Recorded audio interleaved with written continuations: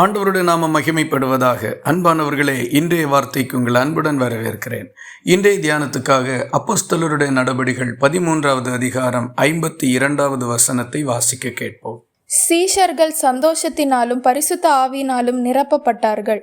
அப்போஸ்தலனாகிய பவுல் ஊழியம் செய்து கொண்டிருந்த நாட்களில் ஒரு விசை ஒரு ஜெப ஆலயத்தில் பிரவேசித்து அங்கே கூடியிருந்த பக்தியுள்ளவர்களுக்கு இயேசு கிறிஸ்துவை குறித்த சுவிசேஷத்தை அறிவித்தார். அநேகம் பேர் இந்த சத்தியத்தை ஏற்றுக்கொண்டு விசுவாசத்திற்கு கீழ்ப்படிந்தார்கள். இந்த கூட்டத்தில் பக்தியுள்ள யூதர்களும் இருந்தார்கள், புறமார்க்க அமைந்தவர்களும் ஏராளம் பேர் இருந்தார்கள். அடுத்த ஓய்வு நாளில் சபை கூடி வந்தபோது ஏறக்குறைய அந்த பட்டணத்தைச் சேர்ந்த எல்லா மனிதர்களும் தேவனுடைய வசனத்தை கேட்கும்படி கூடி வந்தார்கள். திரளான இந்த கூட்டத்திற்கு சுவிசேஷம் பிரசங்கிக்கப்பட்டது. ஏராளமானோர் விசுவாசத்திற்கு கீழ்ப்படிந்து ஆண்டவர் இயேசு கிறிஸ்துவை ஏற்றுக்கொண்டார்கள். இந்த கூட்டத்தை பார்த்து பொறாமை கொண்ட சில யூதர்கள் பவுலினால் சொல்லப்பட்ட சுவிசேஷத்துக்கு எதிராக பேசி அவர்களை தூஷித்தார்கள். அத்தோடு அவர்கள் நிறுத்தி கொள்ளாமல் அந்த பட்டணத்தில் இருந்த கனமுள்ள மனிதர்களையும் முதலாளிகளையும் தூண்டிவிட்டு பவுலையும் பர்னபாவையும் துன்பப்படுத்தும்படி செய்து அந்த பட்டணத்தின் எல்லைகளுக்கு புறம்பாக அவர்களை துரத்தி விட்டார்கள். அவர்கள் அந்த பட்டணத்தை விட்டு புறப்பட்டு வேறு பட்டணத்திற்கு சென்று சுவிசேஷத்தை பிரசங்கித்தார்கள். ஆனால் இந்த பட்டணத்தில் வசனத்திற்கு கீழ்ப்படிந்து சுவிசேஷத்தை ஏற்றுக்கொண்ட சீஷர்கள் சந்தோஷத்தினாலும் பரிசுத்த ஆவியினாலும் நிறைந்து காணப்பட்டார்கள்.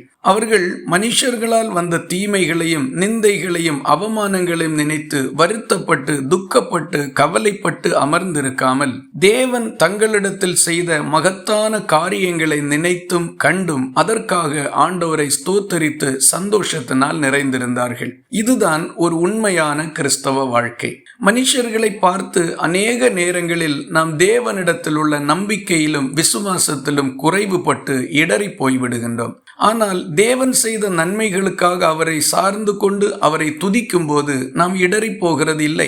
நாம் இன்னும் அதிக பலனும் உறுதியும் உள்ளவர்களாக மாறிவிடுகின்றோம். ஒருவேளை அநேகம் பேர் நமக்கு எதிராக எழும்பினாலும் இப்படிப்பட்ட தூஷணங்களை சந்திக்கிறதற்கு தேவன் கொடுத்த ஒரு வாய்ப்புக்காக நாம் சந்தோஷப்பட வேண்டும். அத்தோடு அந்த மனிதர்கள் மனம் திரும்பும்படி ஜெபிக்க வேண்டும் என்றும் வேதம் நமக்கு அறிவுரை வழங்குகின்றது.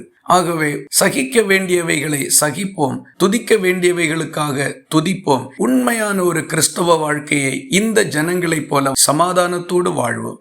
இந்த வார்த்தைகள் இந்த நாள் முழுவதும் உங்களுக்கு ஒரு ஆசீர்வாதமாய் இருப்பதாக. ஜெபிக்கலாமா?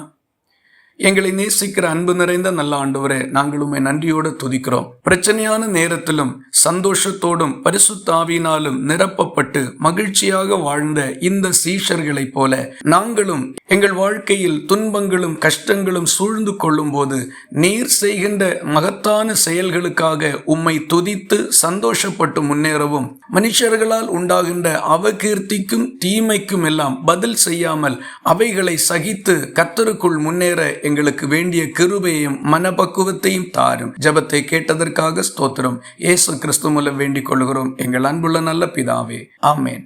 கர்த்தர் தாமே உங்களை ஆசீர்வதிப்பாராக.